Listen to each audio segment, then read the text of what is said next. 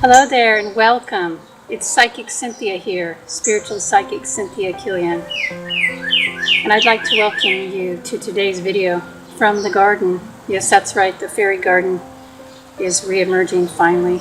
And you'll be seeing more videos shot out here with my beautiful flowers. Right now it's just the tree because I need to be in the shade. Today I'm logging on to talk with you about coming back to your life, bringing your spirit back to your life here now. And something that's been on my heart lately and in my mind is I've been observing people around me and people that I know and you, people that I connect with, and myself as well. I've been observing many of us we're starting to try to come back after the crisis of last year of 2020. We want to come back. I think many of us do want to come back. We want to re-engage in life again. But then there's maybe a part of us that is having a hard time with that or doesn't want to. So, because there's a lot of traumas from what happened. A lot of emotional trauma that we're carrying. And some of the traumas might be new, because I think for most of us, none of us have lived through that type of year before, that type of exact experience. But then, because of all the, the tensions and the fears and the controversies and the confinement, and, all the pressures, all the things that were happening, and then all the things we were worried about might happen. So in other words, because of all this tension and all these difficult events that were happening and the pressure that was on us, there was also a tendency to re-trigger old traumas. So you have the possibility of new traumas, and many of us are traumatized after what happened. It's true. And I understand that for each of us it's different. We all had a different experience in 2020 and early 2021, but many of us did not have the greatest experience, let's just say. So I see people struggling with how to come back, or maybe even realizing they need to come back. And I think that part of this is realizing that there are traumas to be dealt with. And maybe also realizing, what happens when traumas are triggered, or especially re-triggered. What happens when something comes up? And let's say, during the freak out of last year and the worries and all of the stuff going on, let's say you had, an old pattern of trauma that was re-triggered for you around, let's say, the fear of abandonment could have been re-triggered. Because we were isolated, many of us, and I understand in some parts of the world you still are, and my heart goes out to you if that's the case. So maybe this video will be more useful when it's time to go on. But then again, maybe it is time for you to go on emotionally, at least, if you found this work. I think so, perhaps. I digress just a little, though. So even if it seems like it's not quite time yet, you can use this information for later then. So what happens when traumas, let's say a trauma of abandonment got re-triggered for you, or triggered for the first time?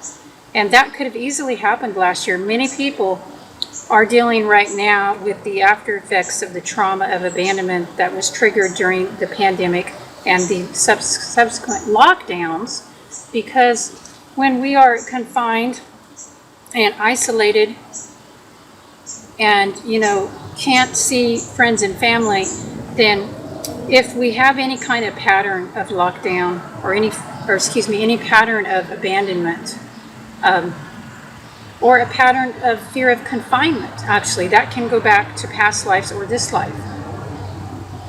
If somebody has been confined in this life, and there are many people who have been confined, actually, and I'm not just talking about in 2020, I'm talking about, the penal system, or in past lives, or maybe you've been in a relationship where you felt confined in the past. So all of this could have been re-stimulated and reawoken within you in 2020 and 2021, you know, as a result of some of these world events that are happening. And listen, this isn't a judgment upon whether it was right or wrong, the responses. This has nothing to do with that. This is about the emotional and spiritual experience of the soul.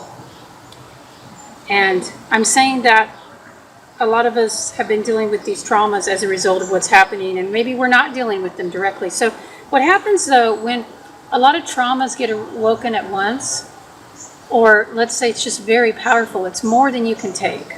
I mean, did you feel like in 2020 or even parts of this year, 2021, or whenever you're watching this, I mean, do you feel like recently, you know, you just experienced a reality that was simply more than you could take, or almost more? It pushed you to your threshold of emotional or spiritual or mental sustainability?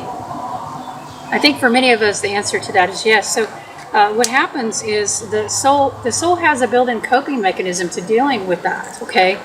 So, or the personality, if you want to put it that way.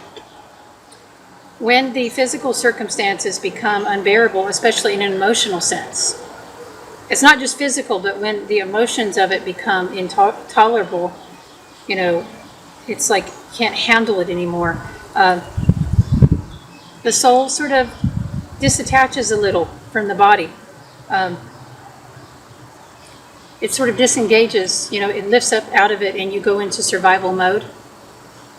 And you just do the minimal amount. It's almost like, you know, you're a caveman or woman again. You're a primal creature, and you're just going through the motions of daily survival.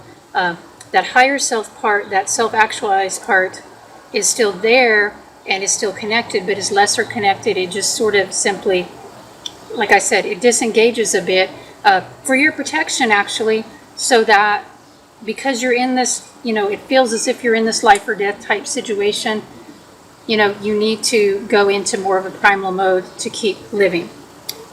And psychologists have a term for this. They may have many, actually, but one of the terms is disassociation.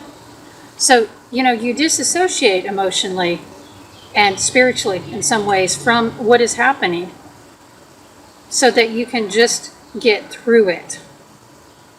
Have any of you watching felt like the last year or year and a half was about just getting through it? Okay, if so, this video will be for you. And I think many of us have felt that way, even those of us who have tried to continue to be self-actualizing during these world events. It has been at times difficult.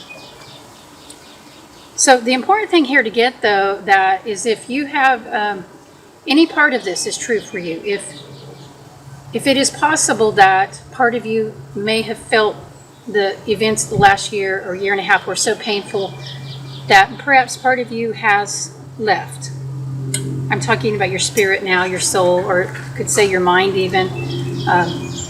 You know, is it possible that part of you is sort of maybe not left forever, but part of your soul has disengaged? Do you feel like your soul is fully engaged? If not, you may have soul loss, what shamans call soul loss. I don't like to use the phrase soul loss because I don't think it's really lost completely. I just think it has disengaged. And so there's a need to call you back to your life. That's what I am talking about when I opened this video. If you want to get on with life now, if you're ready to live life and not just survive, you know, you want to have that sense of zest again, that sense of joy, or even meaning or purpose, you know, just a feeling that things are moving forward, you need to retrieve any part, or at least some of the parts of yourself that have gone out from the shock, from the overwhelm, from the traumas.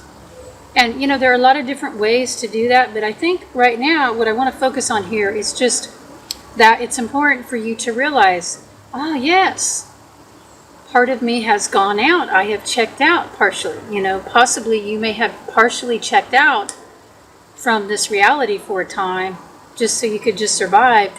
And if you want to improve things, if you want to go beyond survival, you want to get back to thriving again, you need to bring those parts back. So just acknowledging it, realizing it has happened, and then putting out a call in your mind in your heart, saying, I would like you to come back. I feel safe. Because here's the thing, I don't think the higher self is really afraid to come back. It's not because of fear that some of these parts leave. Now, maybe some it is, but you really need your higher self to get back and get engaged. That's the part you need. And those aspects of the higher self, or another way to say it's the deep, wise self. It doesn't all have to be about the cosmos. It often is, but there's the wisdom of the ancestors in the earth. There's that part of you, that old crone or that wise old man, that inner wizard or magic person. And that part of you may have been missing its jive too for a little while. So call these parts back by just simply saying, hey, I'm ready. I'm ready for you to come back. And it can be that simple by having that internal energetic dialogue in your heart. You can call these parts back. Now, there are other ways that might be even more powerful. Drumming is often used to call back stranded soul parts, roaming soul parts. So if you are a drummer, you have a drum, you can use those rhythms to call it back. And I don't know if all of you know this, probably most of you don't actually, but during the lockdowns and all that, I just happened to be starting back in on my drumming. So it was really good because it helped to keep some of those higher aspects in the body, in the wiser aspects. Just hearing the drum rhythm, because I was practicing every day. Not always good. I'm not going to say my rhythms were always perfect, but when you can hit it, when you can just hit a rhythm, dom, dom, dom, just the sound of that. And of course, that sound I just did is more of the sound of the Native American drums, or I call them shaman drums, the frame drums. They have that low, droning, grounding sound. And that sound, even if you just listen to some of that music, that's really good for calling back missing or roaming soul parts, as I like to call it. So that could help you bring back some of these soul parts, or just call them back. Let them know they're welcome again. And I think that's the most important. Whatever the parts of you that may have gone off, and there definitely could be some inner child parts too that are kind of stranded out there and freaked out. So whatever the parts are of you that need to come back, you can help with this by creating a safe space for them, letting them know it's safe, creating an environment within your internal self that they can feel safe in. So there's a lot of ways to do that. Music can be part of it. Nurturing foods, just a nurturing environment. Maybe too, I think something that's really important is to have somebody in your life that you can feel safe with. A friend, a partner, a counselor. I know some people don't have anybody in their personal life really that they feel safe with. Unfortunately, some don't feel safe with their family members or their loved ones. That's terrible. But it's the way it is. And especially right now because there's a lot of division. So maybe it'll improve later. But if you don't have somebody in your inner circle that you can feel safe with, sharing and discussing things of the heart, just somebody to be a sounding board as you move through this healing. It's wise, if you don't have somebody on a personal level, it is wise to hire a counselor. You shouldn't deny yourself that sense of safety. Some way or the other, you should find a way to give yourself that safe container of having another person who can hold space with you, having another person that you can, share about these things with. Somebody who won't judge you for that or shun you. And I like to think that in my psychic counseling that I do, I like to think that I'm holding that kind of space for my clients. I try to do that, at least. Of course, we're all human. Nobody's perfect. So maybe you do have some people in your life that you're generally safe with that can help you hold that space. But maybe sometimes they're not perfect at it. And if that's the case, be gracious, be forgiving, and realize they're human too. And maybe you can hold space for them. That's another way of looking at it. Alrighty, well, these are just some thoughts on my mind and in my heart, and I hope you're all doing well, and I hope that this idea of calling back the various parts of yourself will help you to be here now, so that you can shine your light, so you can show up and be more present. And come back to life, come back to living, come back to thriving, come back to flying again. All right, this is the wrap for today from the garden, from the fairy garden. Until next time, sending you the love of the cosmos and the realm of nature. Bright blessings.